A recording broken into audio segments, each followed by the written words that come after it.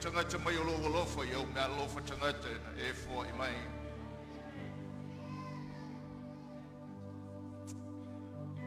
O ao sa whaonga ina e lola ola.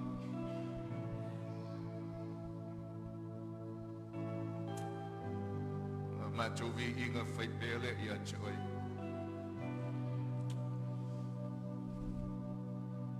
So whawhitai o whaiva mano i rano tōnu ole lotu. Re tautua sa whai. Whawhitai mo riti nā ole alofi i ona whaiva whale a inga. Whaiva tautua i ate oi ala i lau lotu. Ia ma so sela sa whaonga i nā i rona whaiva whatina.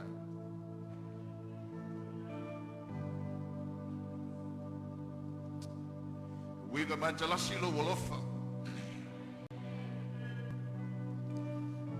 Lo walofa wa lofa i nai i mātou. Tangata masala malele loa e o mea i mātou i lo malo lo mātou utua e vi ia oila nei tai au whamaduina lo swan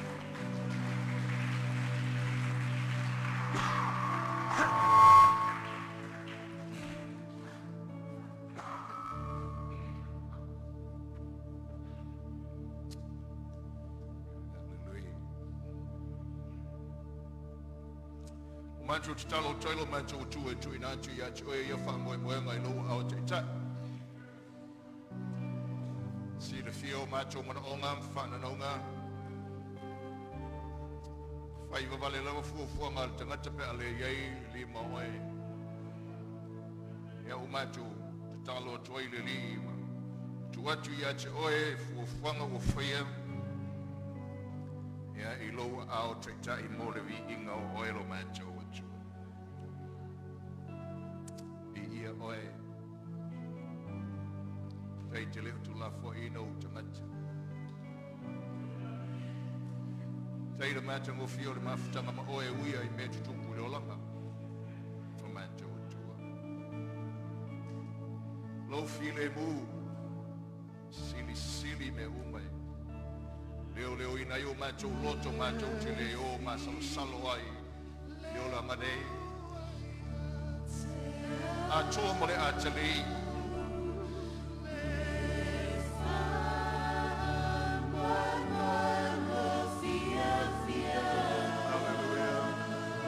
Ia i lo file mu. Ia tali ai mole whanau. Ia i fōre na file mu. Ia se ngā mole whanau. Ia la jo umai ni sila.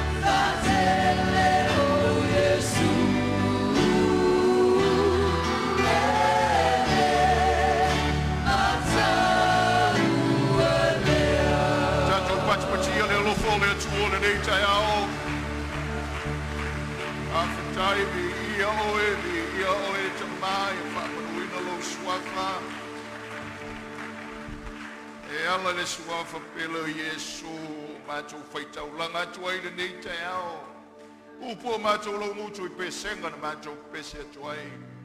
Movi ingai to lo macho loto. Il soit for Yesu tatu amene fatasi. Alleluia tatu la ilalo. Tu sia il profeta opeteia.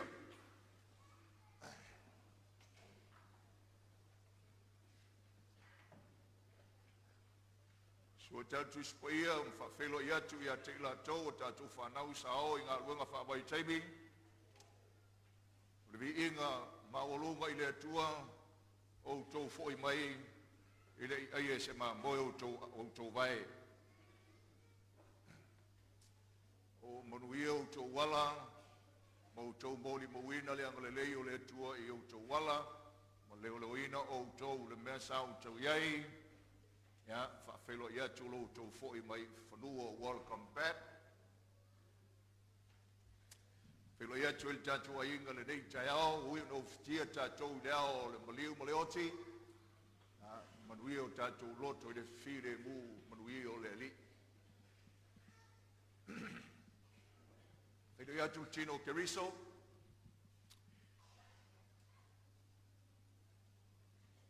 Tatu o whainga ruenga whatasi mo le tua, mo le uso ma lo le folau. Ma lo le whato toa I le dii.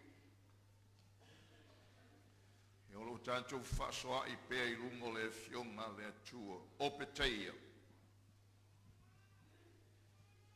Au sue yeile tusi. O le a tātou whaitou wina. Ia. Fia whai upo peteia. Lua sultas. Le ai whaitau. Whaitau have a feel. O le tusa profeta. Whaitau leo tele mai whai upo mua. I whai upo lua su maltas. Ia ona tātou. Vai ina lea ma wha solo le tātou sa vali. So ni mai lea ngāma. Ia. Whaitau.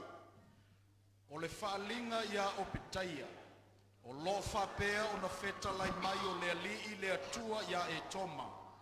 Wa tātou whaalongo I le tala mai le ali.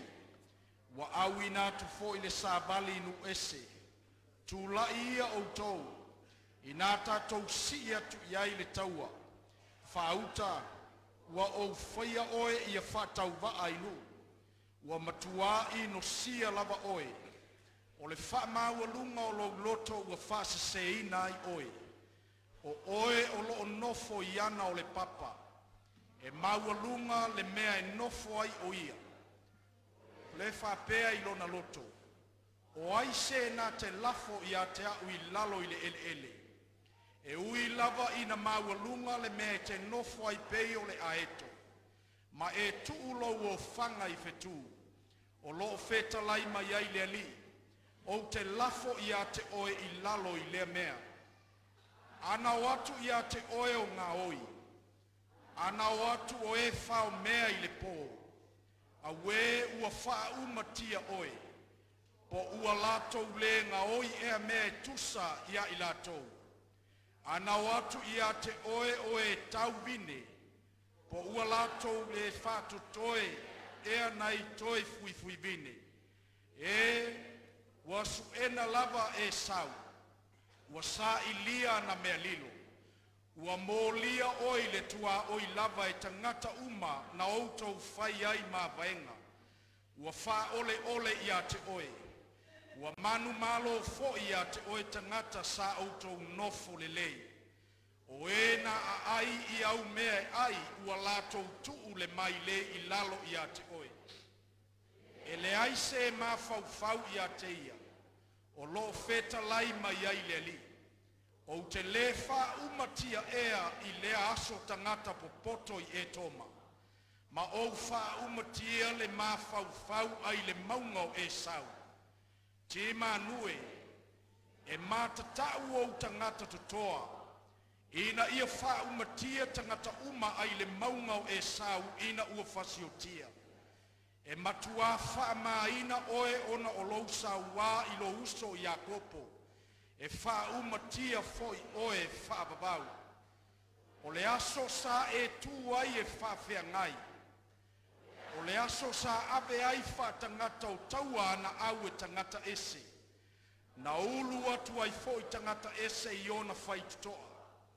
Ma latou fai ai le vili Yerusalema, sa iai lava oe fa pei o so latou. A ua le tatau ina ua e mai moa i le aso o lo uso. O le aso o lona pua pua ngā. Ua le tatau foi ina ua e fa tu mana ina. Mana i le whanau ngā iuta i le aso na whanoa i latou. Ua le tatau foi ina ua e tau tala fa sia sia i le aso le pua pua ngā. Ua le tatau ina ua e ulu atu i le whai tutoa o lo unuu i le aso lo latou malaia. Ua le tatau ina ua e mai moa o oe lava i lo latou ti ngā i le aso lo latou malaia. Ua le tatau foi ina ua e tango i o latou o loa i le aso lo latou malaia. Ua le tatau foi ina ua e tu i le mga feala e fasioti ai tangata na sao. Ua le tatau foi ina ua e tu wina atu inu ese ona tangata na tutoe i le aso le pua pua ngā. A wae lata lata le aso le ali inu uma. E whaia i ate oe pei ona e whaia. E toe i uatu i ate oe mea na e whaia. A wae pei ona utou feinu i lunga o lo nu pa ia. Latou te feinu lava ia inu tele.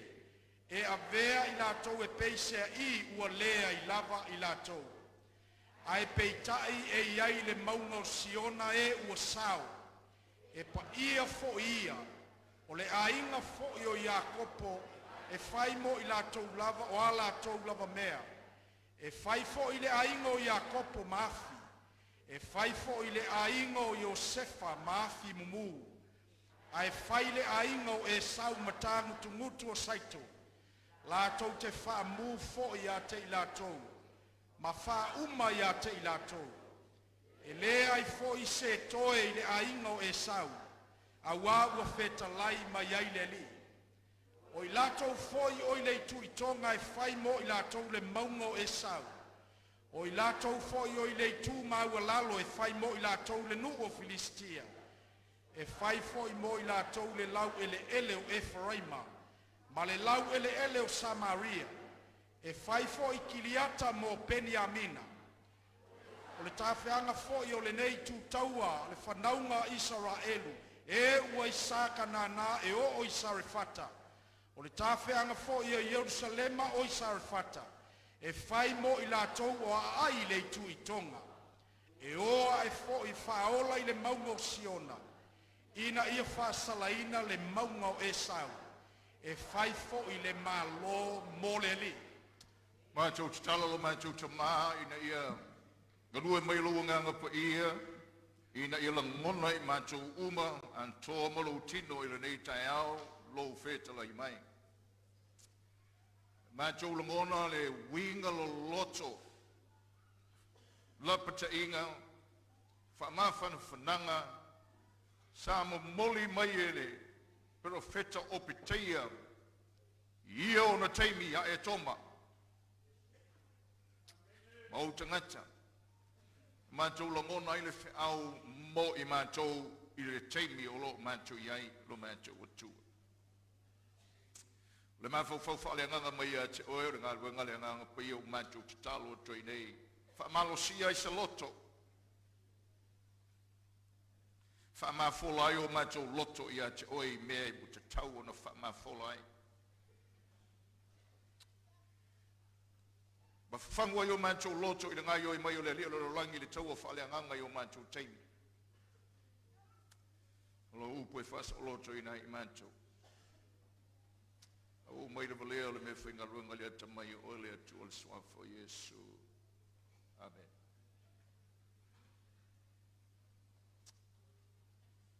Teimi o lo tātou iei le tino ke riso. Sa tā ua i niso la unga talu waile me to tia o le taua whale anga le teimi o lo tātou iei. Pe a whai tātou te mawhau whau, ma whalongo le lei ma le tutoa. O ngā lua mai o le lia lo longi whawhe vai vai ai te ngata o le atua ma le whamoe moe o le wala le whato i lalo i nai ma wha umati ai. The tactic is to divide the people of God and conquer them. Tātou wāwai ei le nganu o lo tūlai mai nei a tulu I whafo. Ni sio teimi tātou te le manatu mamafa ei le tātou whalongo. Alo tātou wāwai ei le ngai mai o le nganu le iona po nei o le nganu e whawhe vai ei tangata. I le ngata e whawhe vai ei a inga. A le taula inga o le apol kalame ato o le whawhe vai ai o tangata o le atua. Ma whapena ai o na toi whai fili tangata o le atua I isi tangata o le atua. Nā le tāua re nā o le tātou man whau lei. I le wheau le la mwola wholantu mo tātou. Nā o tusi lalo whauna le tātou savali wholau ma le whaatotua, ai tusi lalo whapea, o le leo whapero feta o peteia, ma le wholonga o le whaatotua. The prophetic voice of Obadiah and our sail with faith. Hallelujah. Ang whalongo le tātou whale. Na pēro tō silofia tino keriso o le. Nā tūra la vole. Fola folanga mana o ino le upo le tua nei pisa o le. O le. Au mai ma whatau tala mai tu spaia.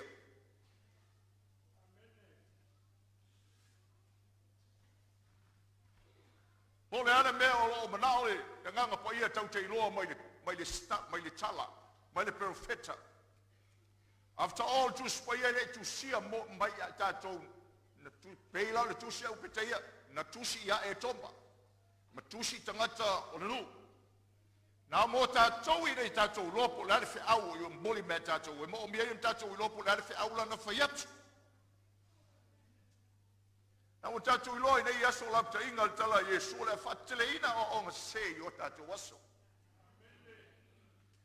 O nisio manfoanga o lao o ngā se o no tātou la whai whiau le atua sa tu sia mo I lato. E ta ia lailo tātou I loa whiau o lo mana o le atua tātou te langona mo I tātou. Nis fo I teimi e whatupula ia ia o ngā se tu tonu o le tino ke riso no le tātou le manfau whaulo loto ia. O no le tātou whausi ai o whiau e leo whai mai ei mata aupo o whai tawina. Ma tātou la fwai le tuspaia, ma tātou le whalongo polea. What exactly is the Bible saying? What is Obadiah saying? Lala me lai whai mai ei profeta ia tātou. Ia, o tele un tātou whai tawina le whiongo pa ia le atuon tātou la fwai le o le mata opu la fwai le tala o mai. O tātou whata tawina tu samalo tātou lava langona. And then we follow deceptions without knowing it. Ia ma tātou I loa I leo whiau tau whasase. A o whasase ngā tau tene no whata tō mawhau. So today let's hear Obadiah. Mnau tātou te iloa o mele I whalongo lei mai lau whalongo. To tonu la le tusi le al profeta I tolu whiau o lai mo moli ma iei tusi lalo whiau I e tolu.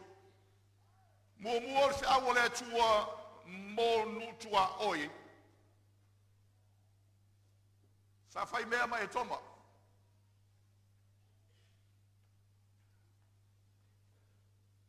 O le whiau o le atua monu tua oi sa whai mea ma e toma. Lua, o le whiau o le whamsidonga le atua mo e toma. Le mea atoa nei tatia le whai upu e lua e o le whai upu surumarono. O le whai upu mua mua, o le mea nei tautale e le whai upu mua mua, o le whiau na le atua inu tua oi. Na whai mawaenga ma e toma.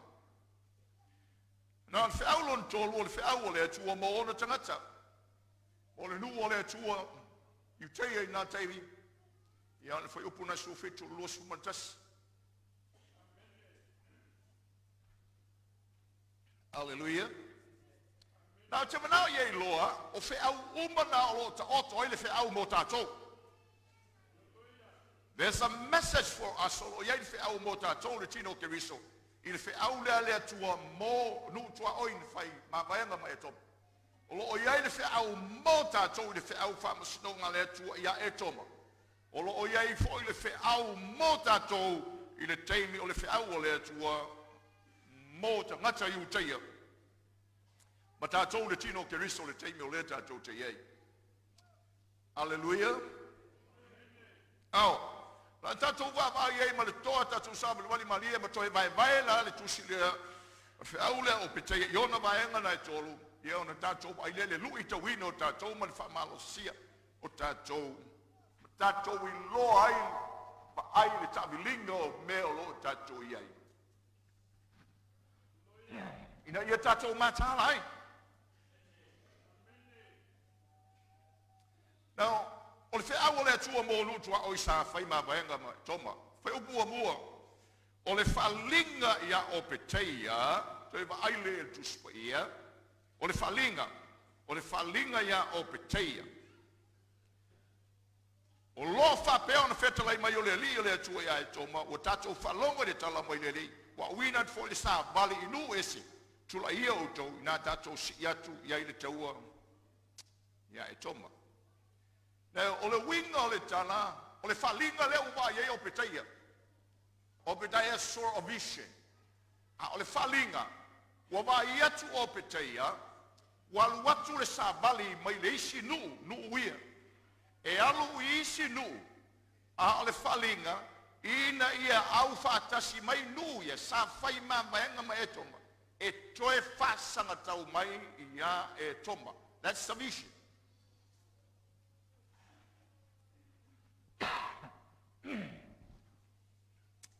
Amen. Now, taufi mai leo le mele o le wheau le o. O le ane wheau. O le wheau. Ia e toma. E ui o le whalinga leo o vai atu iei le tangata leo wano le whaile tala inga. O tua atu o le whalinga lea. Ma le whatinonga le whaile whalinga. Le lima o le atua. O lo o ia ngalue ina ai mea uma. Ma suia ai whainga vai atunu, ma policia atunu, o le larang. O nu ia, o nu na whai māmaenga ma e toma. A o lea ua ngalue mai le whalinga lea, ma le lima o le atuola iati. Toi e whesui ai umai mea, ma toi whaasanga mai ei nu ia ia e toma. I le wa aila whale tangata. O whainga la baia, whaaporo kiki. Ma whainga wha, pūlenga wha malo. I leo langa nei ma le lo langi leo tātou iei. A o tua atu o le mea le whai loa ma iei le whi au lea mō tātou.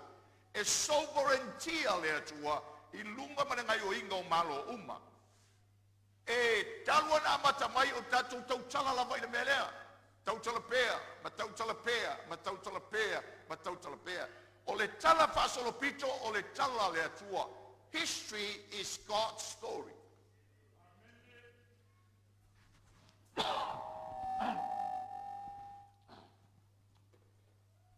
Amen. Le ngalue mai o le atua. E fai polosia atu nuia. Malato. Le lima o le atua e ngai yoi tua mea. Whalama me le whana o le atua. Mea nofo le leo tātou loto. E leo le winga o le tala o le atua e whaia uma fuafuanga le anga, fuafuanga le rei. E leo le winga leo le sovereignty o le atua. Whai af polosia atunu. Whai polosia atunu ia. Whai alato polosia o lato mawaianga ma whai. Le fuo ne toi whiliwaina. E whai ala mea tangata. Ma whiliwhilinga tangata. Ma whai uma tangata. Ai ngai yoi mai ele lima o le atua ina. E mo le whataunu ina. O lona whina ngā loa o mo lona mā lo. Mai le babau. E o i le wha babau. Amen. That's the message for us.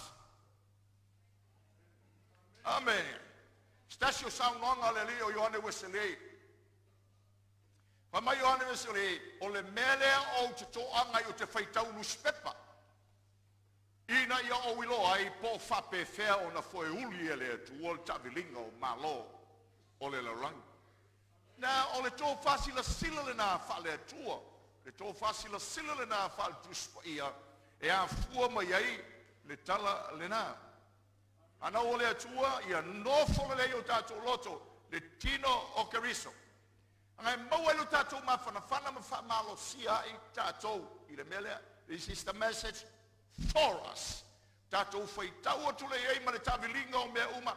Whaia whai unga le larangi o lo whai nei. e fai fuafuanga le anga tulenga o malo le lolang.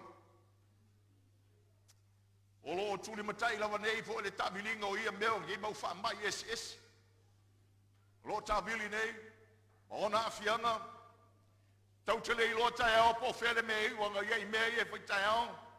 Paulo le meu tatou lo o tai o le o tuai wa uma o pepakui wanga bakuia o e ai fa malo sia mai le fai o mo pepakui international vaccination certificate a Samoa. Lau o uma ngai lungo ngai me lau fasa la lau mai de bela ngai ngai am fai onga ngo trei tangata ma fa pena e wi ona ile fai fa malo sia ia me. See, the world is making all these things. O lo ngalu e ina e ulenga malo ia me uma. Malo na tabilinga. Ile fai ile tua ia me.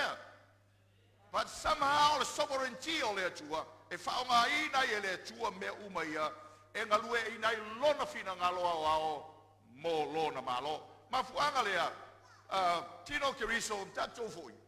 Ma fuanga le ta ua yo lo iloa. O le polaka lame le tua. The story is not about you. Tino keriso o le tala ma le au o le tala le ai tato ma le fina ngalo le tua le fatataua ya oe. E le fatataua ya oe malaukanga. E le fatataua nga ia te oe ma le ai. O le pokalame o oe to tonu o le fina ngalo au o le atua. O oe to tonu o le malo o le atua. O oe malo o langa i tu sai ma le fina ngalo au le atua. Sa moa malo na fina ngalo au. We miss that. We miss what God is saying to us. Amen.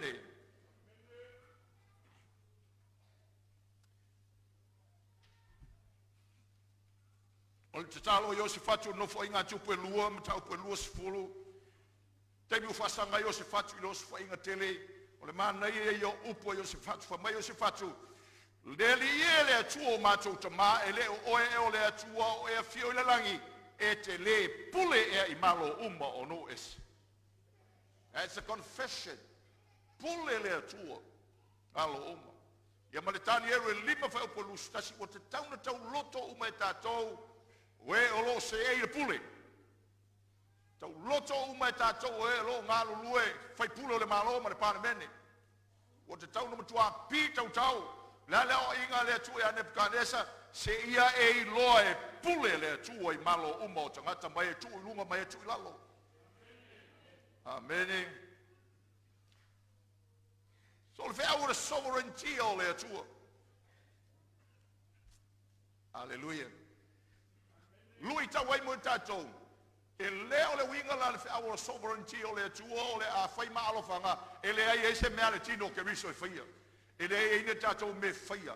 E whangungu ai tatou I mele anga o faia. E le susulu ai le malamalama I le pōriuli. Ma tatou le tau tala I le amio le anga ma le me pia whapea. Tati e ia, lan me tau te vese e fua. E pule au le atua. Au al te mele ai. That's not an excuse for the body of Christ to do nothing.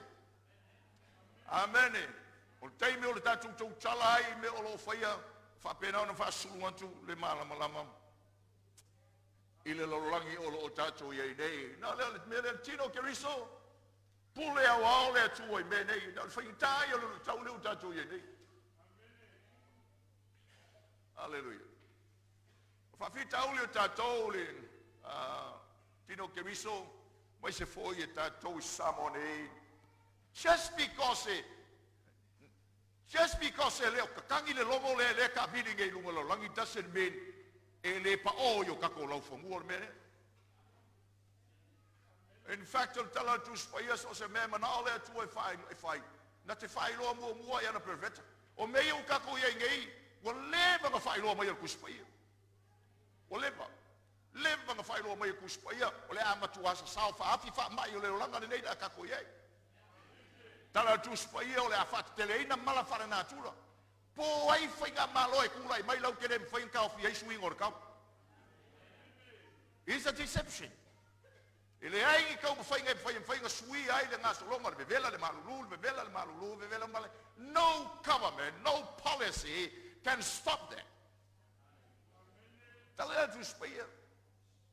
Alo whaunga ina, whaila le whaunga ina mai le lilo rangi al whaunga ina mai fo ia le atua. Anta ui o le malamamo tangata o le atua ina ia ua nei whanga e tia.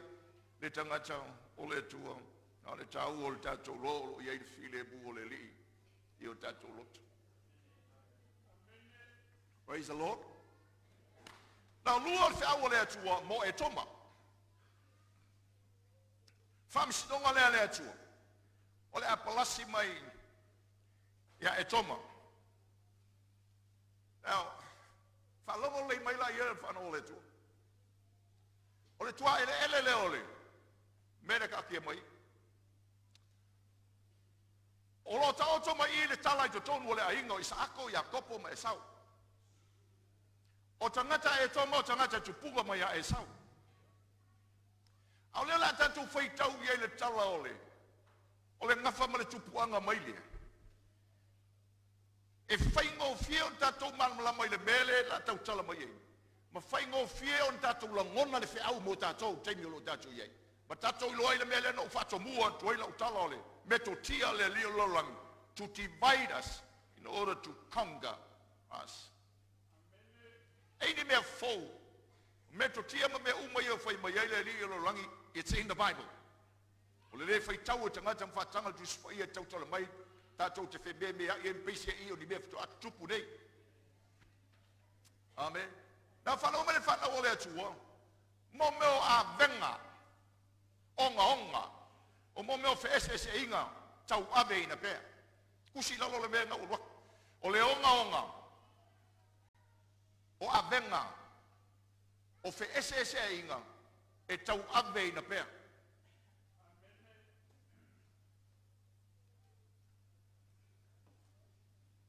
Lale mapua anga ole ino ma le matamataita o e toma ia iuteia. What was the cause of that so much hatred? E toma ia iuteia.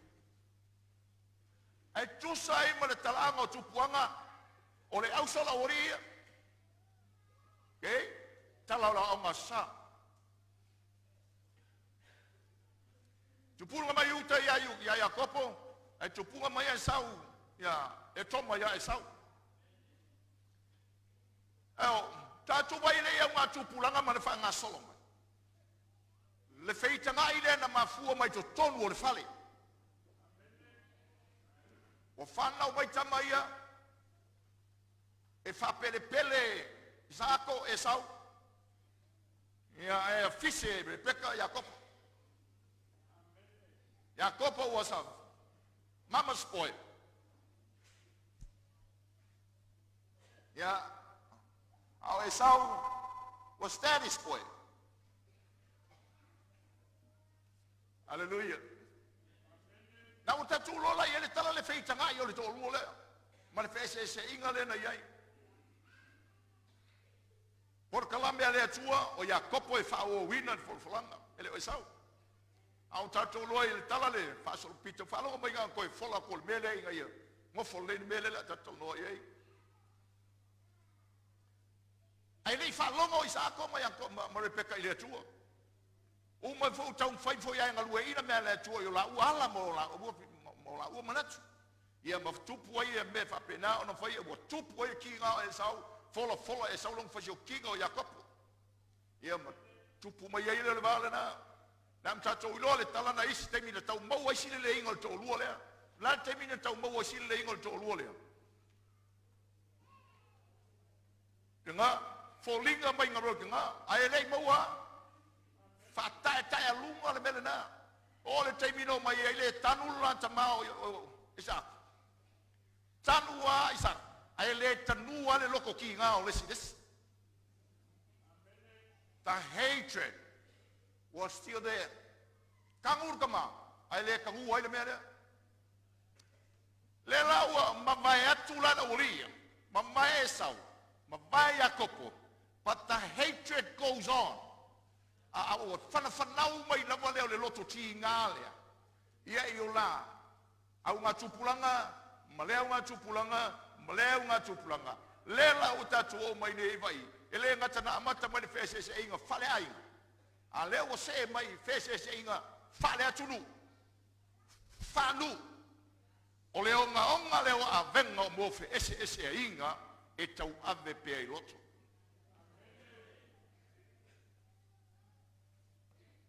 Amen. A little later, let's hear what God was saying to Adam. O te mana ia nofa lelo loto le tala le atua le whaia e toma. Okay?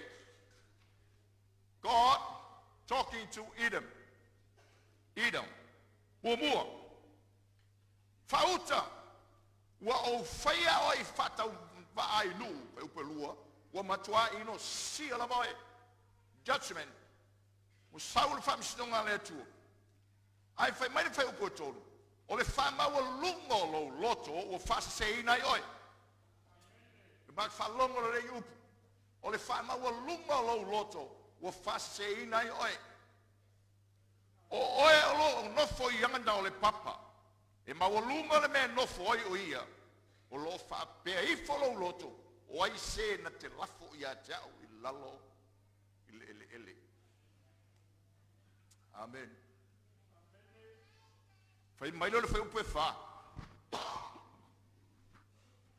E ui la mai na mawalunga le mea te nofo ai peo le a etu. Ma e tu lo o whanga I petu. Fai maile li. O te la foa o I lalo I le mea nei. Now, tusi lalo. E te ena e lea tua le wha mawalunga.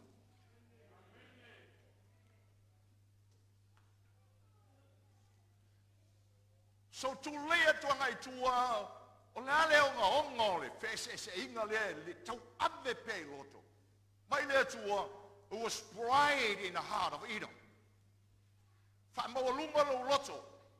Ai mai la ia, mai le la le wingo le wha mawalunga le loto e toma. Le anga e toma e whau mai le ano le papa o le nulea. E ana ngata. E ngai whau sia I lunga o le papa e maunga le ia le melei. Mai le ata. Wa ola mai la e toma. Wa whau sia. Wa mawalunga lo na manatu. O lona ma whau. Ile ai sesi na te whato I lalo ina o ia. Does that echo Nebuchadnezzar's words? O e la ngona le emo mai ai marakakanga mai ngol kala Nebuchadnezzar. O Babylonia telele nei na o whaia I lo malosi. Seisi whamutalanga, no one can conquer Babylon. Nei seisi na te whato I taloina, Babylonia telele nei na o whaia I lo malosi.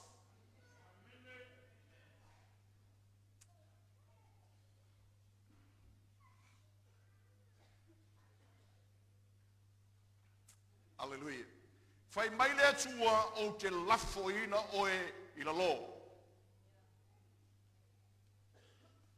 Okay. Now what is God saying to us today?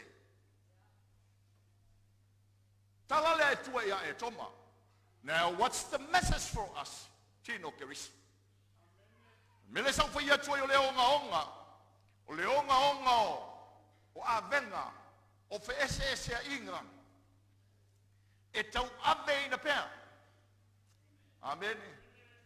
Tupu la le mele ina uali ia ma tupu anga mai yes. Whakangau ba le mga bakas. Let's look at it from there.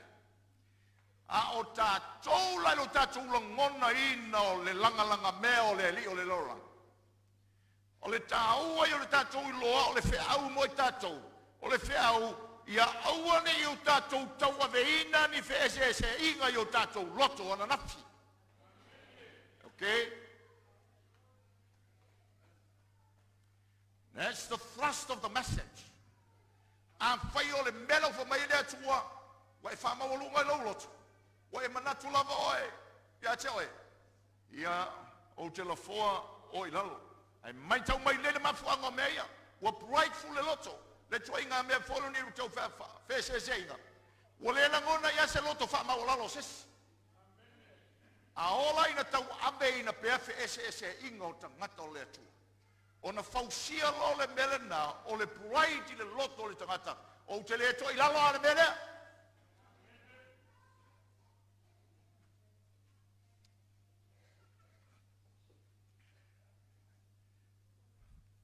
Hallelujah. E maua mai le wingo le tala le ata mai o le li o le lorangi po nei tatu te yeide. faungo me to tio le tau whaleanga.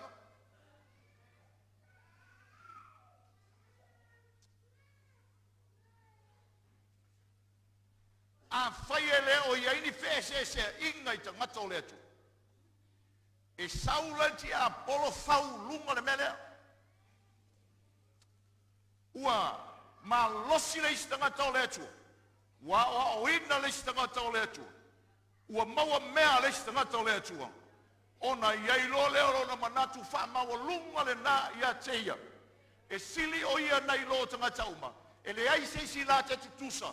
E sili lo na poto nei lo tangata uma. E sili lo na iloa nei lo mea uma. E sili lo na manuia I mea uma. The devil knows how to push our ego. E loa le ti Apollo fa pia mo mo keusiano. Pia tanto. Ile avea le telo lo tanto wiloa. Ide fionga le tua ma be manatu fa ma wolunga I sisi ya teia. The end result. Mal foi upu lima mal foi upu no fa mai o te fata ma ia lo ka ma inga. Me le te mita mitai. Me le te o te fata ma ia lo tau ma inga. E o ku ka nga oi e ka ko tu ia e te mi o tu tanga te sele isi me. Ai ku isi me. Ai va male tala ya. O la o wina tu tanga tau na sele le ia me se me ku. O foi au ko vinge kafi uma me uma. What do you post of? I will take that away.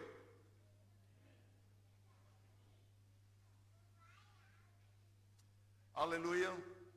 Vai ngalona luanga ar famsino. I will bring it down. Alfa na ole tuwe tatu matala.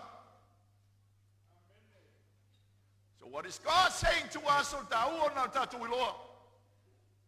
A fai o iei ni fese se inga. Ananaf. Te fai atu ia te oe ngalo ya oe ele ngalo ya sakang. Latalatus paia, Satan is the accuser of the brethren. He will remind you of that. And me sili na matautia. Mai na inga kas. Fa solo e pena. The hate.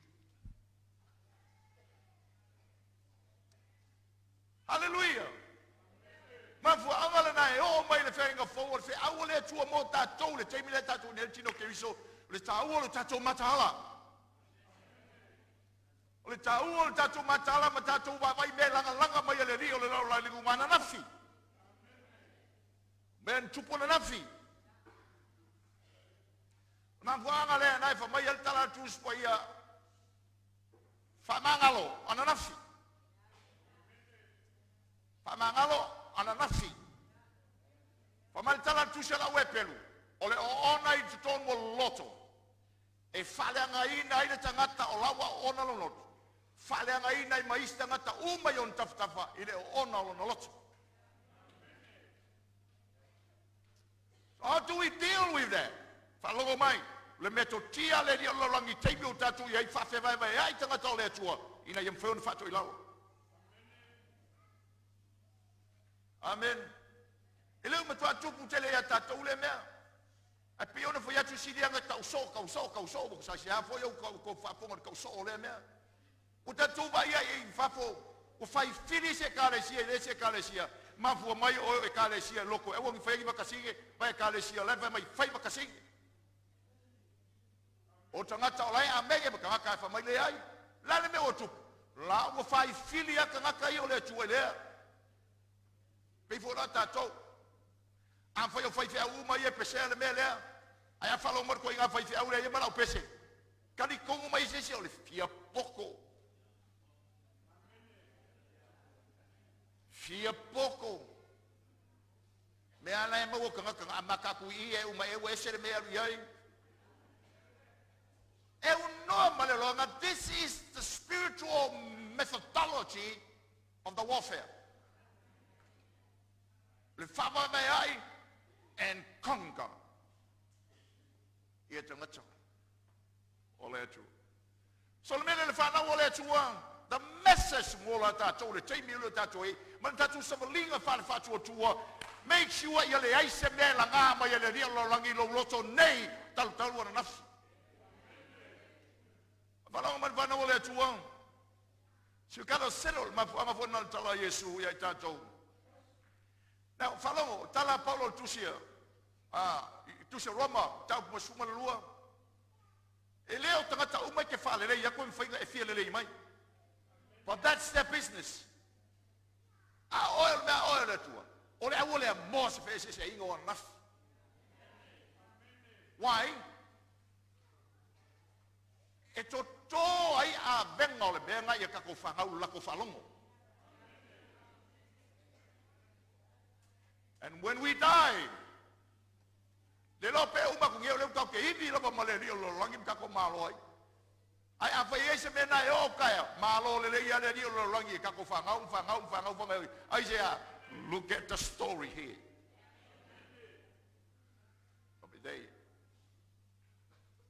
Amen. Whalonga mare tātou whanau le atua, tātou.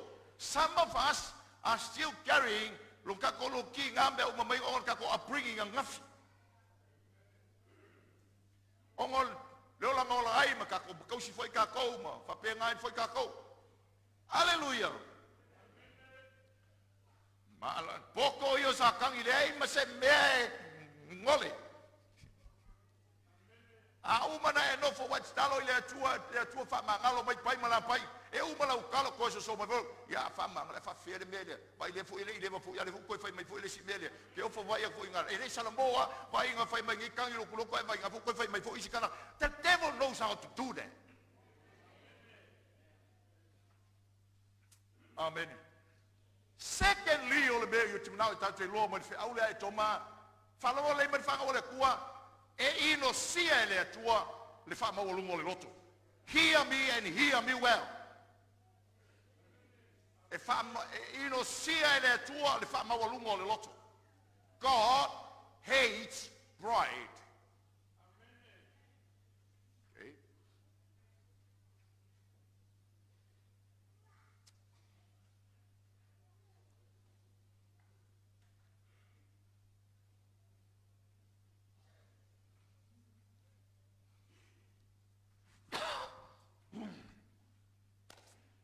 Hallelujah.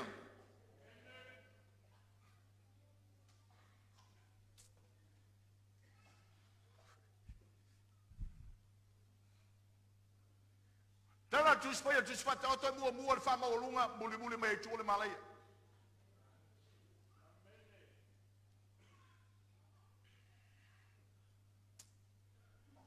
Hallelujah. Kalau mai lo lima mai tau tala le dia nga po ye lo lo tu nei tai. E ngonga. A benga. Ala ngale tau ole. Tu tato loto ile li.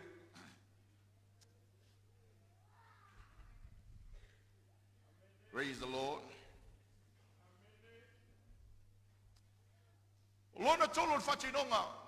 Fatinonga le famsidonga e toma ke la fo o ilalo. Luo ke fakama ia lo tama ainga. Tolu ke fa masofa ina uma vaenga manu tu oi fa u pule fik. That's the message.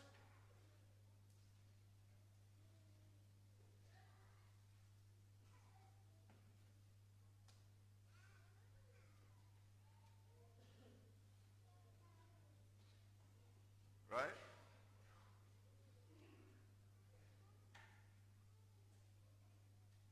Whanau whau poe fitu. E molia oi le tua oi lama e tangata uma na outou whai mamaenga. O wha ole ia te oe wa manu malofo ia te oe tangata sa outou nofo lelei. O ena ai au mea ai o latou luo tu malia i lalo. I au mea ai o latou tu le mai lei i lalo ia te oe.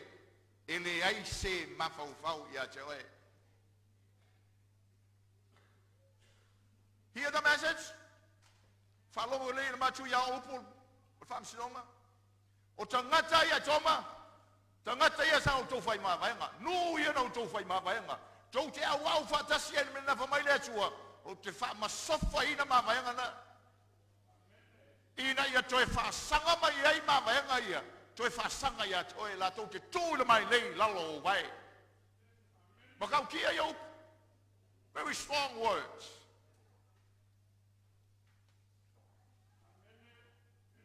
Hallelujah. What's the message for us? So what is God saying to us Latino? Okay, matala. Matala tatou le teimi le tatou te iei. Aona whamaualunga le loto le tangata. Whalonga mai ei le mea tūlei ei. E le mawhai ana whamaualunga na o iei whamaualunga mana au. E iei e la tau te whai au whatas.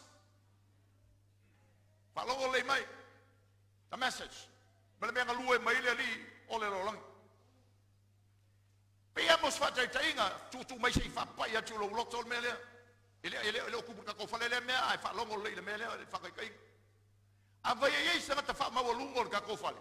Kali kong mai oe le mwhainga e whamaualunga o e ei mai au ma oe. That's the reality. O le telefoi lao tangata whamaualunga whapenga, o tangata umala mai au lu toi ngā mena, e kalasi whakasi uma. So whai mai leo lea tua, e le whai tu oe lea tua toi ngā mena. Lela, e tango mai lea tua peo le mena e toma, o tangata e nau tau whai mabaenga, e fisosoangi ya ke oe, e au ya ke oe, e tūlai mai mo oe, e au kanga koe whamasofa le mena. And the very people that were there for you is going to turn against you. Makau kia. O tu mai le e tātou le mele whanau le tua le tāu le tātou whalongo. Ma le ngalue mai o le lia lo langi tuo me ia. Amen. Ao ena whamaulunga le loto tangata o le tua te le whinga e whamaulunga na oe e maau oe e le mele. Ao le tātou te o nei le tua whamasino tonu. Ai iei le teimi le tango mai le tua e whato i lalo le whamaulunga. E ona tango mai le toi li liu a ko le mele. Uma e, o le vaenga au le sa au whatasi uma le. E koe whea i ngai e ala tau ia i le mele. Ia matoe lau e le sirfia poko resi. O mea lilo sa whaia i kala wadi ani uma la mangu. Oe anga. Whai le si ngaka ngai au ki whasangai popo se sao le lei.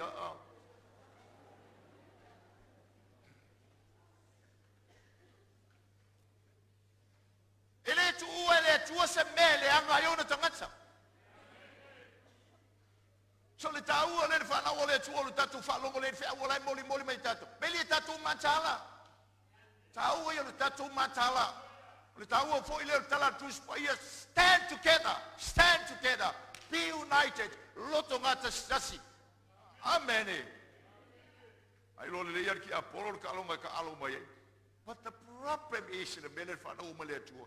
But God allows it to happen. Ai whatanga ina ele tua mea tutupu. Ale tāua o le tātou mātāla e. Pōpōle i sangata mai whai o ke le fia au se mea i uri whai a inga. O ke le fia au se mea whai a inga. Amene. Ke le fia au se mea whai a inga. Ai mga e mā lo le mele e o ke me whai atu i atu oe. A whai o le mele u whinga o le whamawalunga. Ke whai a ke oe rui whana loka e au. God hates pride.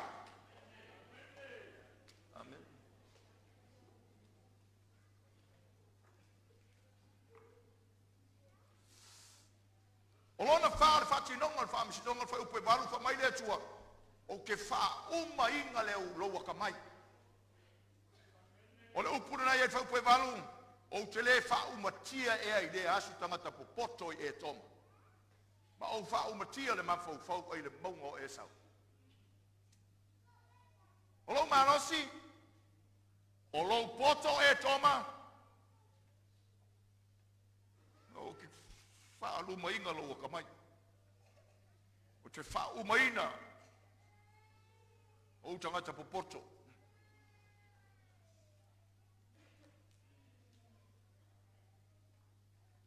Amen. Para mai whanga wale kua. So what's the message for us? For your family, don't let it to lay my e.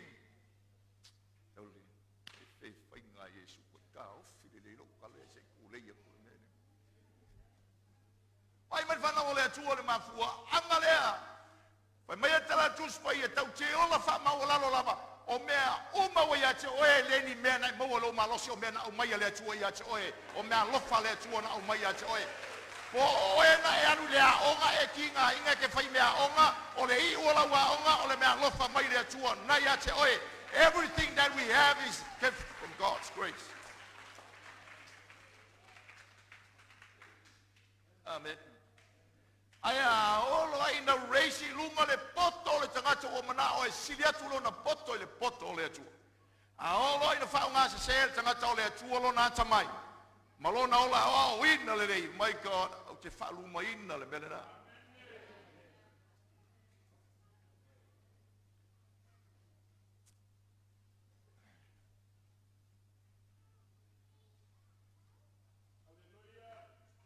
Al whanau le tua, mi ia Yesu.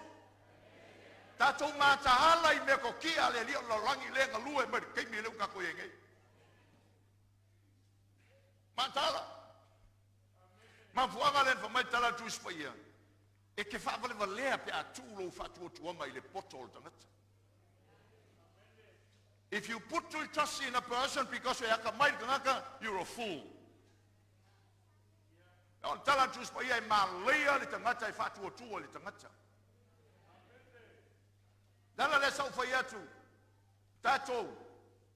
Maloko kama fai vea. Or kami fai paloka fai paloka.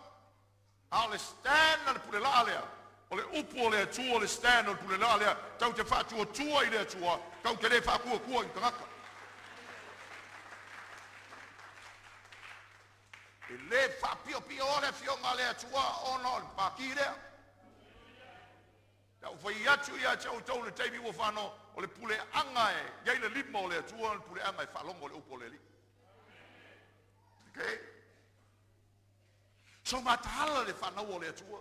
Matahala. Awa tau te mita lukako waka mai. Awa ni utatu manatu e sili lukako, na o sili lukako waka mai, no tala tuspaia, o le poto le tangata o le valea le atua. Mamu anga le tala tuspaia, tuso le o e peso I tatou, saba vali maleata ma mai yasolo tatu ye nei. Man whainga tā. Whaloa man whanau le atua, tala tuspaia, o tangata ata mai I le poto le rangi au noma le atua, man tala tuspaia, o le valea le nā. That's a fool. All right? Ai sau whai atu I atu e ma whaina o tangata I pe se fulu levo kaua onga, e ma whainga o yari ka ngako se fulu a onga. Ai a whaina te lei lo le tamai o le atua, he is a fool in the eyes of God. Malea. Las fam talanga tusi whata oto, tangata valea, e poto le rangi, ai na te lei loa, whamaulalu mo le atua, whai mai, e le whalomoa I se awa inga mai se tangata. That's a fool. E o inga le mawawau, ai le whalomoa I se awa inga. O le tangata valea le tala tusi whata oto, tangata I whaifo ilo na loto, I know everything. I don't need any other wisdom. Wa o ilo a mea uma. That's a fool. O tangata valea le na. O tangata valea na te leilo a matau I le atua. O le tangata valea na te leilo a whamawalalo na loto. O le tangata valea whaifo ai alo na manatu. O te sao au ia I mea te miuma. That's a fool.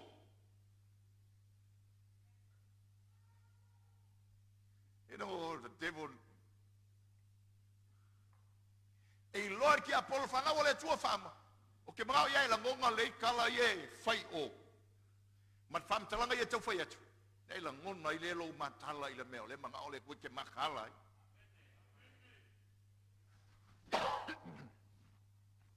no sia le tu le poto tangata. Sia le tu. Faleo ngaina le tu le poto tangata. Amen. Uli sa foi atu ai. O ko ba ia fa mele o sau gei. Simple question. Leka vidi mai gei le langi. Sia medika mare tu. What is a woman? But if it's ele no ka ni fesi. What is a woman? Ma fesile le senate americani, fongo americani. Le lo for fine famasino. Lewa ko fie Trump. Di meuli. Fa mai le fesile le si for fine di tono le fono. O bangalo ka ikale ngol for fingi famasino. What is a woman? Fa mal talan fine. I don't know because I am not a biologist. What? What? I don't know because I am not a biologist. Olana me tau fine o kele iloa. Nanga o kele ya o ngai me iloa ai me kalfa fingi. Ale fesini fa fingi.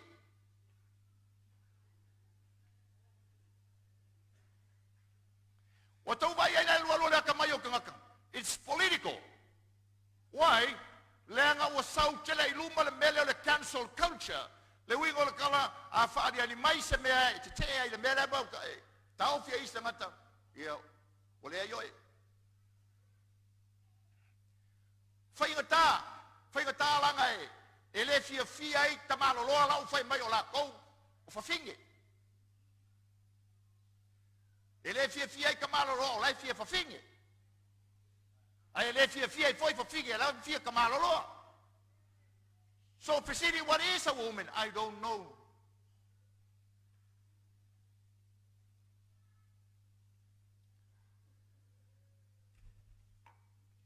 Now, ola le me uta wanya because ole metotia le lo langi le nga lue mai ko.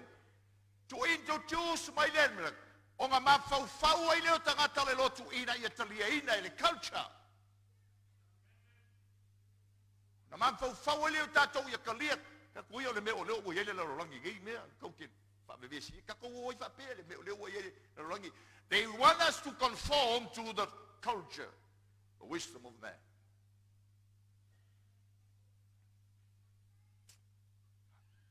Amen. Le melea, vai mai fa na ole tuang, a to tu se stemi, se fa pungo le tala le vai mai.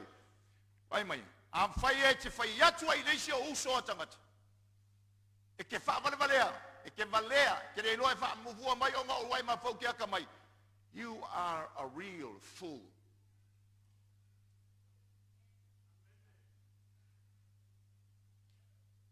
Full definition er kuspaia. E ke valea whamkalanga kuspa ia. Elevai. Well, what's going on today? Oh, sole. Whaumakia lo poko e toma. Lima. Whakingonga la mo whamsionga. Fe aua le tua ia e toma. Leu sa makua o ia kopo.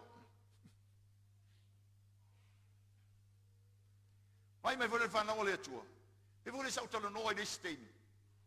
Mene whainga tai nei me o mo whatasinga whale ai ngai. Kei minge u ka kou.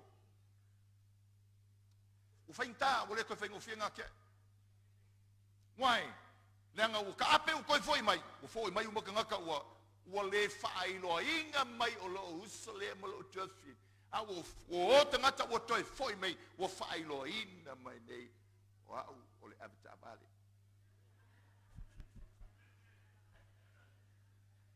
O au e whai au taxi.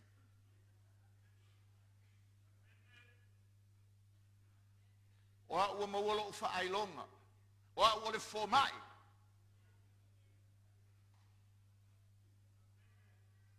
Now people come together with a different identity altogether. Wale aise so tanga o sa kamu.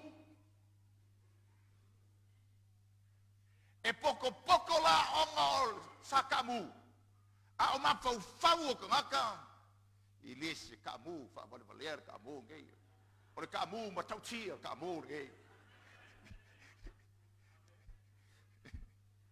E le skola sipi lo kamu. Hey, excuse me. Le skola sipi lo kamu. Na ngata lava lo tamu i satila.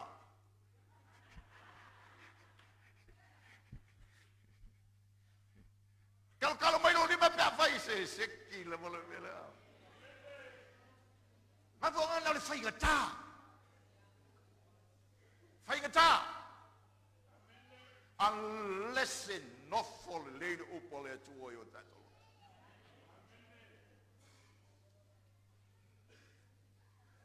Salo la wari umaya no mai fa ba la o le tala la mai fai ai. Au ona ingalo. Lo kamu. Ya fai fa ngai tu ngale ngana le u fa ngana tato la o nei te. O ni ngalo lo tamu. Praise the Lord.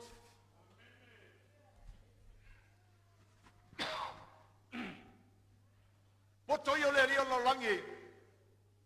Fa fe vai ai da ingo le tuo mfato la lo le ingo le tuo. Matala. Ave se popo mo Yesu. Matala fa na le tuo. Fa le nga ina le tuo le poto le langi. Muli muli.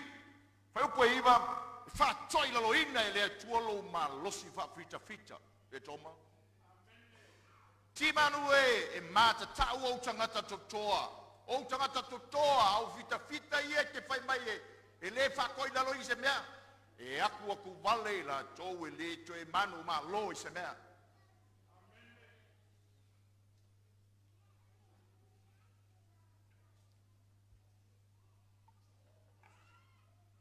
oh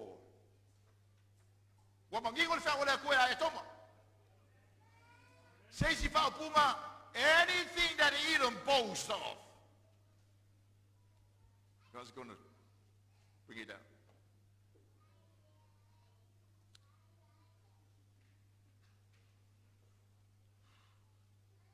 Hallelujah. Ale tau o le fe au e fa maulalo tato loto. Now, when fam tala mai le o petaia. Le fati nongo le attitude le. Ma le fati nonga o mo le fa mawalunga le. Ma mea ia o fai e sau. E toma ngai ayuta. Ko le au solo rie. Au te mana te fa longo le upu. Le fai le tu o lo bana na. Fa longo mai le fai ko ya o le fai o. Nei la ngona lo la ia au le mana o le tu. Tatu so lingo le fa tu tu. Mua o le attitude te sa wao e toma ya yuta. Sai mai falong.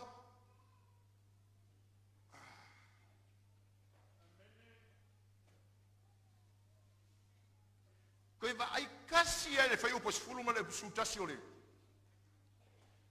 Kus. Fai mai amene?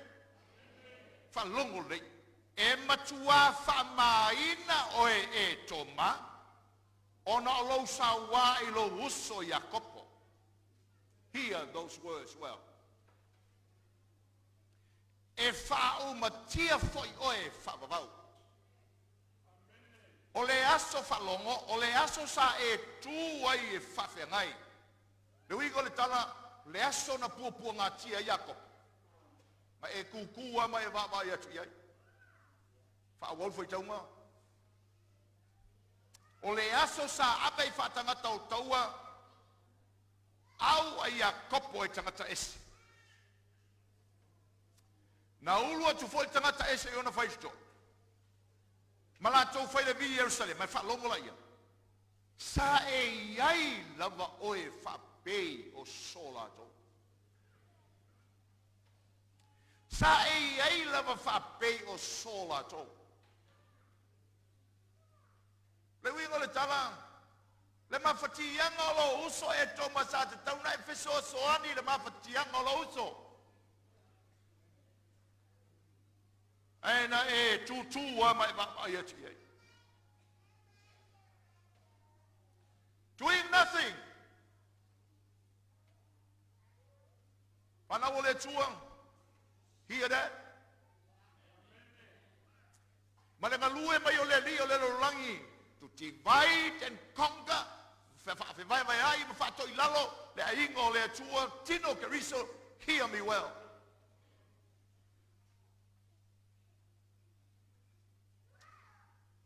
Aona langa me ale tala tu spia o le tangata o le tua pe pese fatasi malisi tangata I temi o le rei fe tangisi fatasi malisi tangata o le tua ya soleanga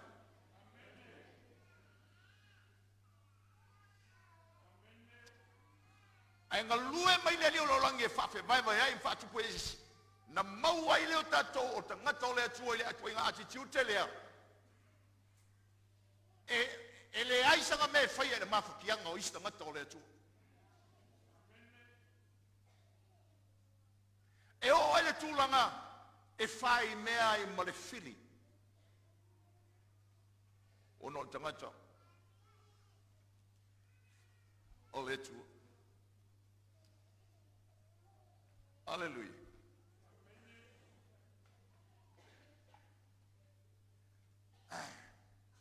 Kusi lalo le nuka esfulu. Ya, ma le fai upo tol sfulu. Tala le fata oto lu ole, fata oto ile, Samaria anga le.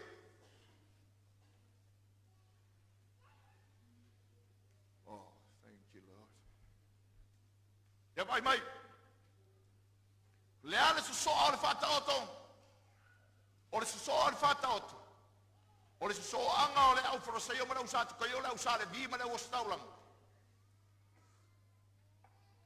E mapo kula ngai meia, ai le ise look of so swangi tanga tole tu. Ko mafikia. Tas tanga ta wasawo ia yalu le la Yeriko. U fata mai e tanga ta fa mea, ale u kayer ka kale fa fa ko. Wasawo le ise tanga ta u te ia yalu ko ngai Yeriko. Wo so fa ia tanga ta fa mea. Wasasa mafa kinga inga. Ta tia la wala uma fakia al waku le skaulanga le se me fa ye al waku salvi le se me fa ye al watu Samaria fa fili ye le utaya angale le ye u popo aver kan malo makaus fa penga uma na me re fa mai ile tu ya etom la sole ma fatio lo uso le sa bem fai ai me vana wala tu mo le galue mai ole dio lo langi kemi ka ku yal tino keriso ai te me ma fatia ista ngata ole li pole atu ai nga ma fatia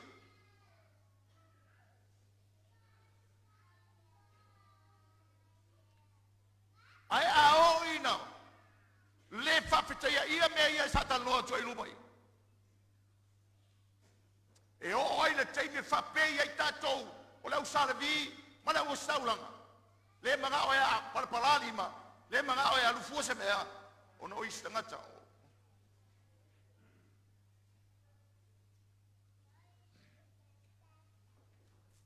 o ko yo le rio lo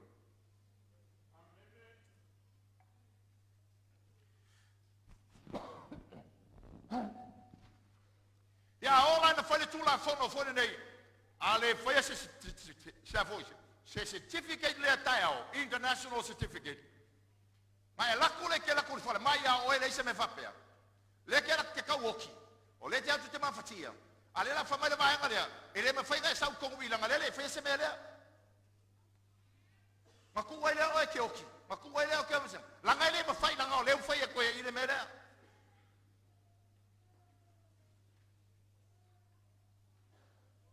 o te mi utu na yatu sa tatu falongo ye lem foi ngal si fa mai pe fa isi pe pakui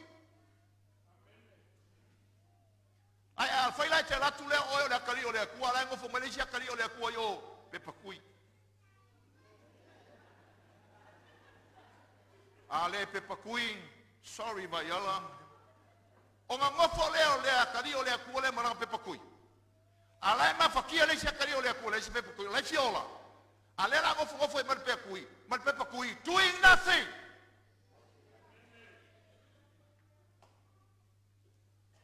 Doing nothing.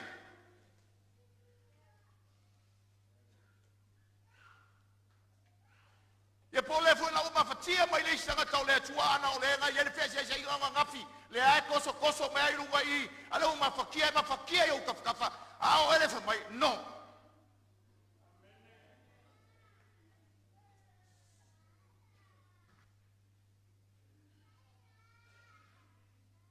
fai le sanga tai poko sa kangi ngai luka ua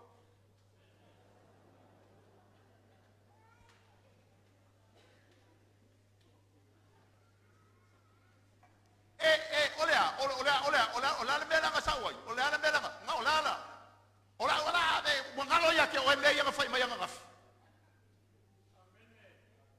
Wangalo ia ke oe lau sigo mai. Hara ka ngaka lea kua ua fiola.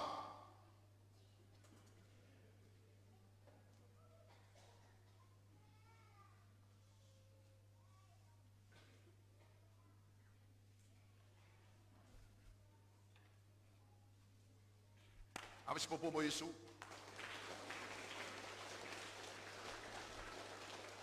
Kau kia lang ai kupu. He foa. Imagine. Leuso. Tu. Mababa ya tu mafatia. Ufa makala e fu disia so kala le ko fa ya ku pela ngalu fa mo ko pai. E lu ko makaba le pengi. Ia makula wo kui fe fu vai loa o ye island fu ia kong ia maka vale lo mang ai kau ko lo ai ka malo le fasi mai long ko na bo kele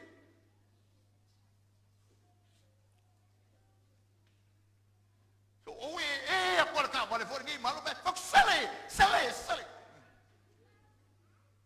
o mai mo kau ni liu la ka vale Wai fai ka ngo walu e ko fa finga le mele le kupu mai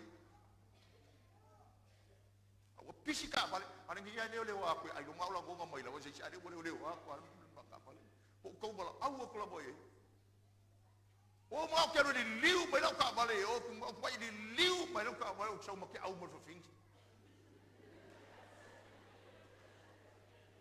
I don't care pe se pe fala io le fa fin e pe la pato le la ngonga ma ki ke o tanga ta le tua you don't stand by ai ma fa ki le ska doing nothing.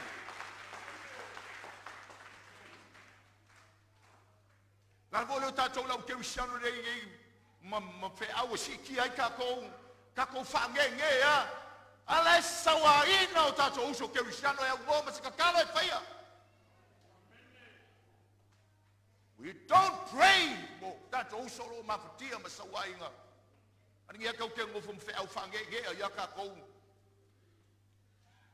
Ames popo mo Yesu.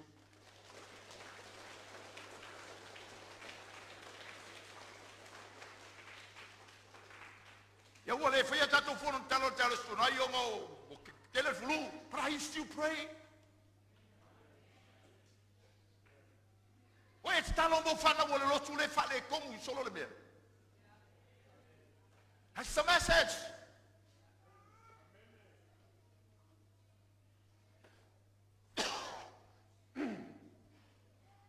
Ai sale. Foi o posuma no luar, é que ele merda. É que ele me leva, se me ai coi fia maloko, ele me leva. Foi o posuma no luar. A wale te tau ina we mai moi, le solo uso. O le solo na pupunga. Wai le te tau vo ina we fa tu mana na uma yuta ile solo. Fano ila to.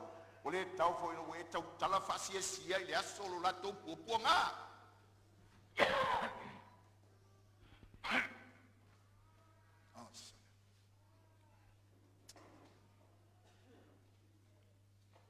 Vai mai, se fa puga mai le tua e toma. Tele me lo tu e le sa men fai sa ka ne fai se ka nga lo fai lo uso. Ai na mo tua e fia le na ba me la ku pu lo uso. Do you hear that?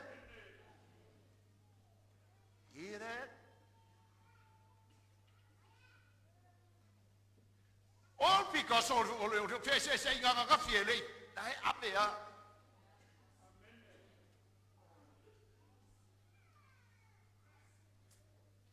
oi so le fe le winga le tala le so pupu nga le o yuta ale so fie nga o e top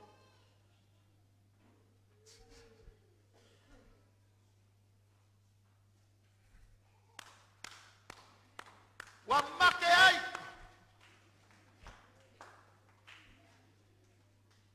a ale alu al Facebook e ke lo foi kai fa lo ye ri kala ye fa lo ye e wa e fa pe mo mo fia poco ye ri fa pe na e kai fa lo kala le si ani foi vale da inga foi vale fa lo foi vale e fa lo ye kala lo foi mai.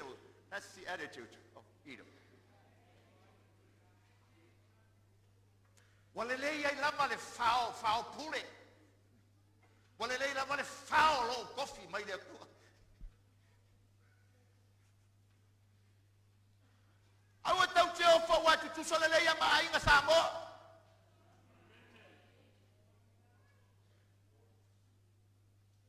I have been through a lot of what and it's amazing how a heart full of hatred speak out of God. See, falongo ikalinga ia. Ai mata. Falongo ia tala ubang fai mai kalama mai mea singo mai. Seen that. Hatred within siblings relationship. Seen that.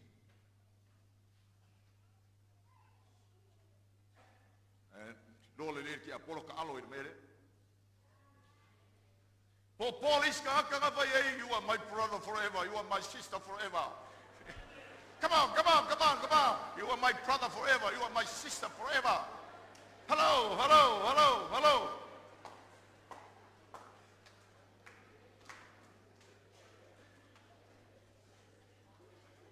Mafuanga na ringa faya le tua inga luo le ainga mai fanga u mai mai ainga mai fanga fo winga.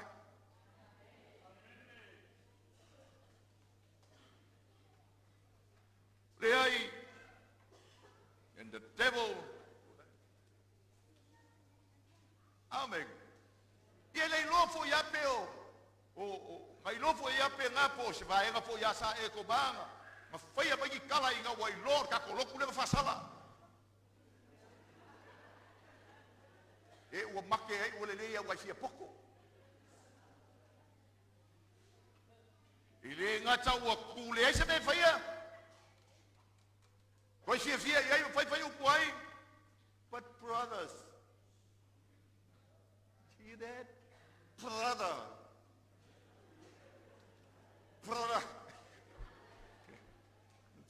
Sister.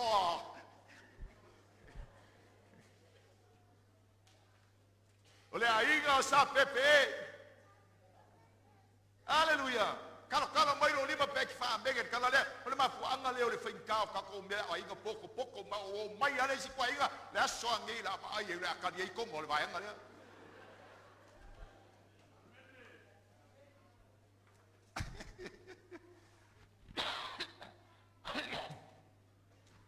We are still in the flesh.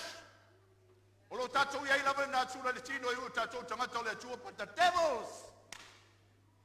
Why you lo ke leo me ye divide and conquer.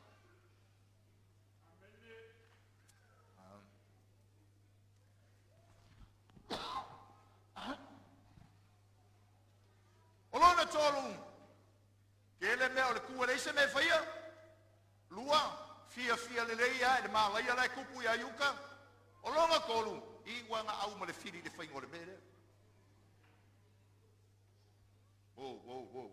palongo le whanga o le kua hai sari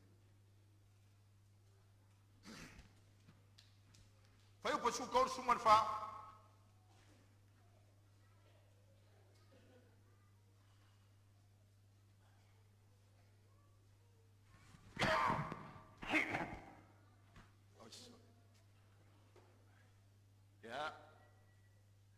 kai ke de ngi na mo so tala mai lima pe o hina le o ele ta o le ka ko mele fai praise the Lord o le leo fa profeta o pe tai ma tatu so ringo fa tu lo fa ma tala mai melia a wa tatu va ai ele mana o le nga pa ia melu ita mo ita tatu matala ai ma ka ko mai ai e o le fa to lo ina tatu te mele tatu te ai o tu fai o purao fa mai le tua e te mina fe na so la me no tanga te fia ola a ko mo fa ma poro ka mo fai lea Siri. They help the enemies.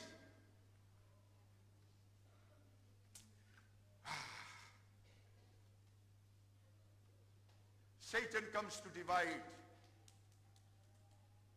Le yo lo longi so fa pe vai ai te mantole. Makala ka ko. Angau kele o mo foi lunga wa o le tatu te no foi fo ai. Le tatu te no foi ai me tupu.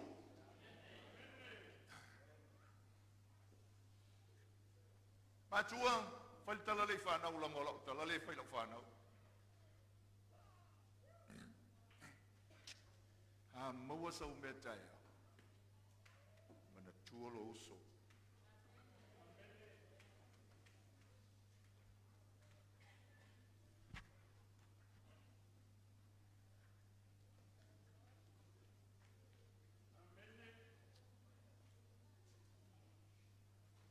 Tu lise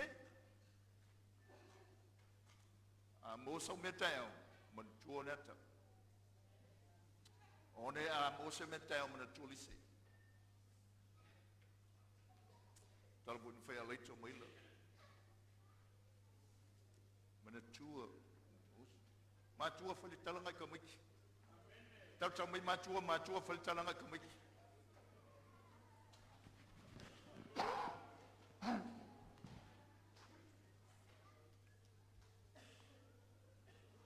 Lo le no foi lungo ni tu pese mo fo foi uma tu vai foi ai me bolo to le leita ya.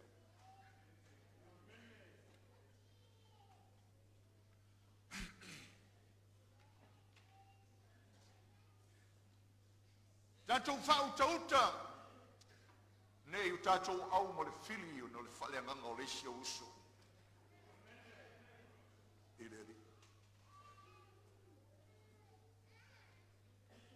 Na falo me fana wole tole la fa ifo ta tutala o me leo me fa tupu mai tanga tole la rangi me leo haleluya taule ye o me fa tupu mai kokong okay ma tala ai pele just a word of caution ka po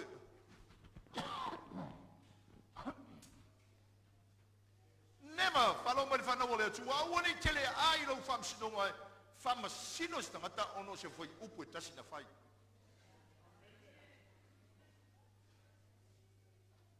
awa every now and then mai de aso me taimi e ia le fos foi upu sau ia te oi wole ma mai follow listen mata ai te nofo la lo mai mafau o tanga ta atole fa matala le fos foi to foi de fanau ile fa matala le fasi upure na foi lo tina ya te oi le mea lo tina atoa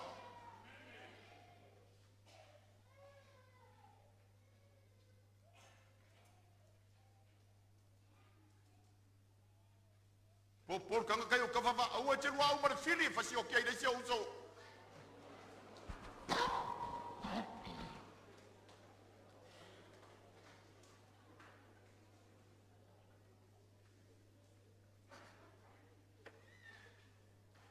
koi fo ya ku yo sifaku le menga sa wo yo sifaku fa kai ka wole ngalu o ma ap e fo ya ko fa ko el perfecto ye mo foi eu ya se faku e te lo e se mele le au mo de fili mo lu au mo tangata ino i le atu praise the Lord e nanga mkauso so melo kali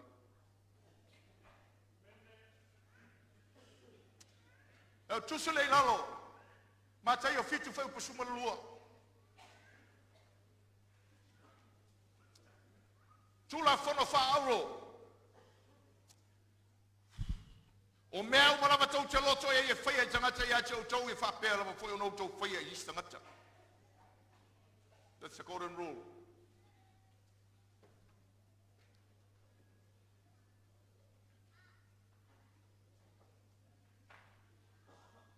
Praise the Lord. Ai wha mai whai o kua suma le lima, wha mai le atua e toma e whaia i ate oe, whapea ona e whaia i a yuta.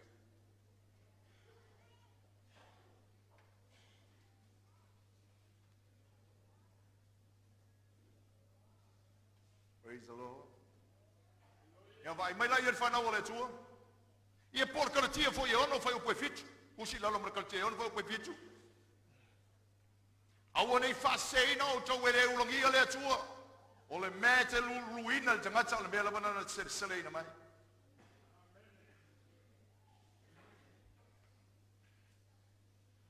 Praise the Lord. We won't go.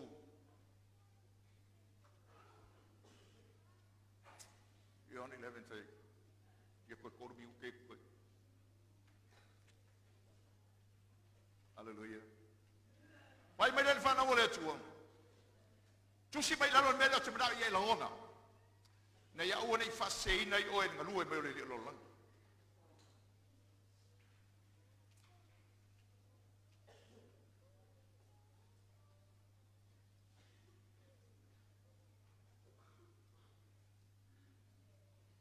E te whaasanga lava I pangatia.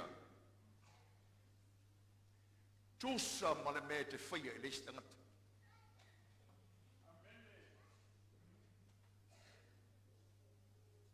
Kui ere mea leanga. E te whaasanga le pangatia. Tusa ma mea leanga e te whaia I leisi tangata.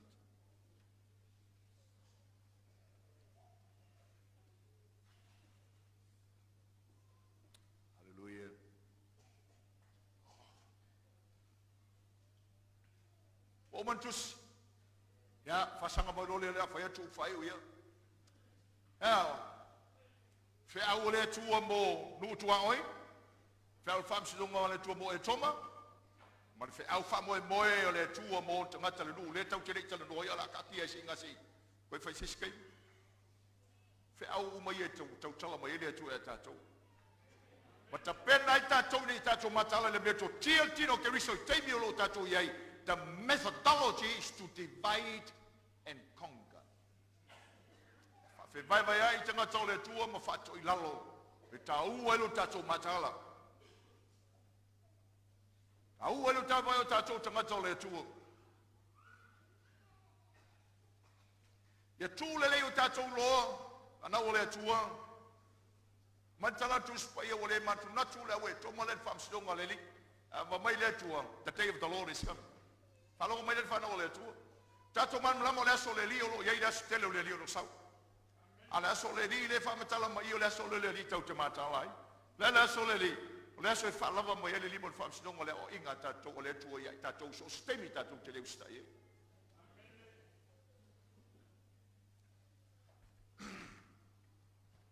Mela so stangata la fa lo mai, so stangata la mo le tu ua selo na sa I mea uma ia sa tau tala tu I mea uma ni. E lese o langa manuia. E fiua kau mo fai. E vai se mea. Folinga lai te maua inga, lai aku le luma oi. Le uma le fai tonga fiti o awala e mawai mea, maua penga. They look like they are well off, but they are not. Tau o le matala, tatou anau au le atu.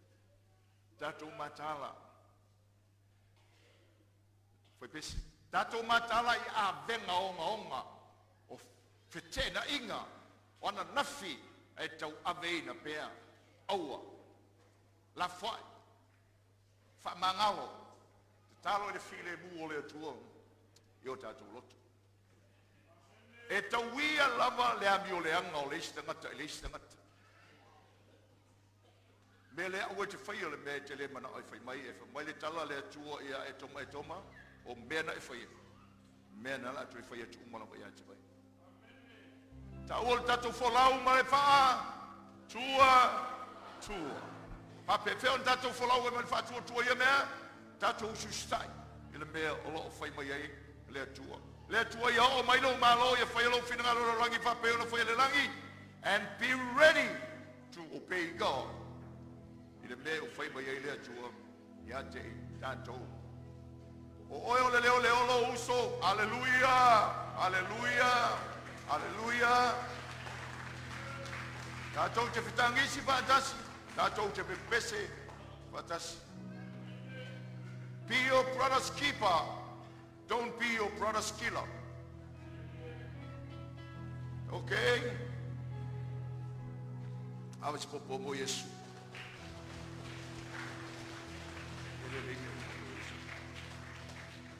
Tulai mai le ausu tatou pese le tino keriso, papaya tuna savali, mo oe le yaso le swafo Yesu.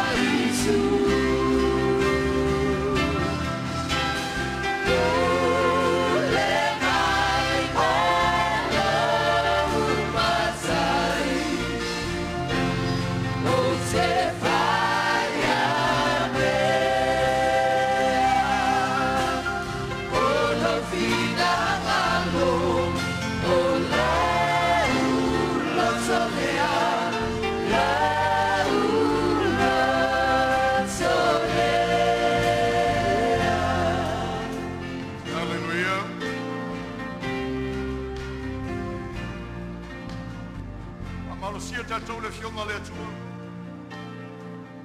Whau whai o peteia le atua, lona nu. Whātoi laloina e lea tua whili o tangata Israel. Whaolaina malaweina e lea tua sautā. E au whapirwhitanga na nā talawhasal pētua malea ngai mai o lea tua mpor kalame mo Israel o teike lumana. Nona ai au ao nā whapirwhitanga. An whalot tele ina leo i tātou le teime o lo tātou iei nei. Tātou lotu tele. Tātou whina whinao. Tātou sāma wali mane whātua tua e au lea tua mai tātou mai whainga tāma. We stay together. Loto ngata stasi.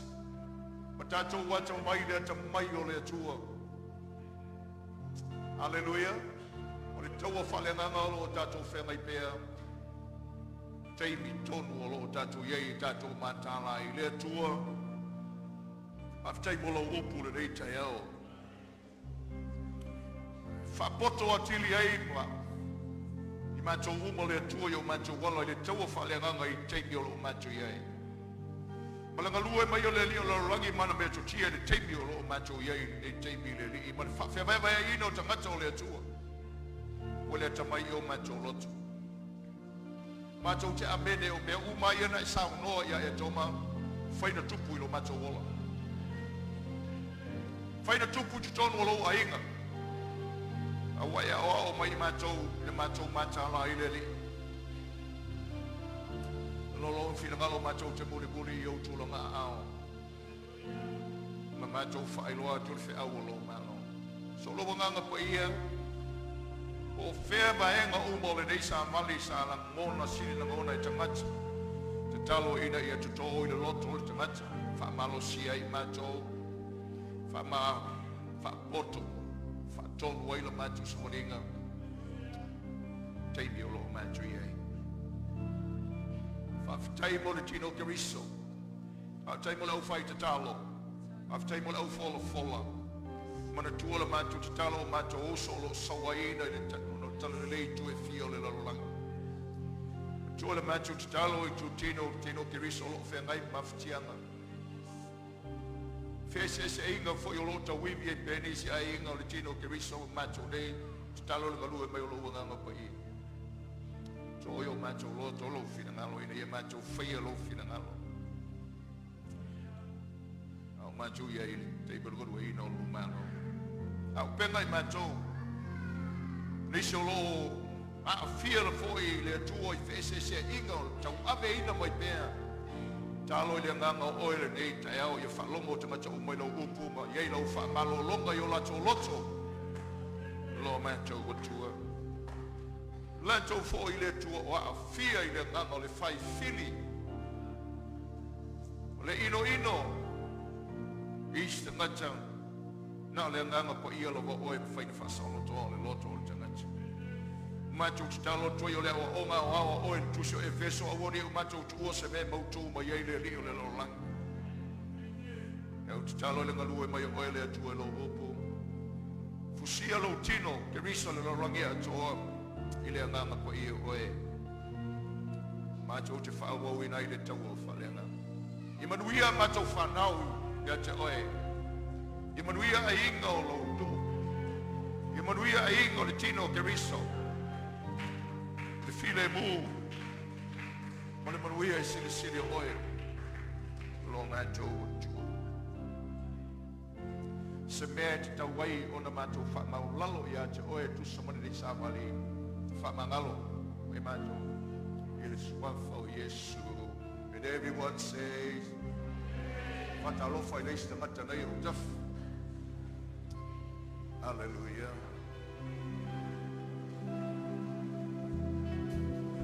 Alam mo ba kasi umana, aulil tatu fo ay nasaulil niwe fa umat tatu lot. O kalalo of. Ay falong mo ba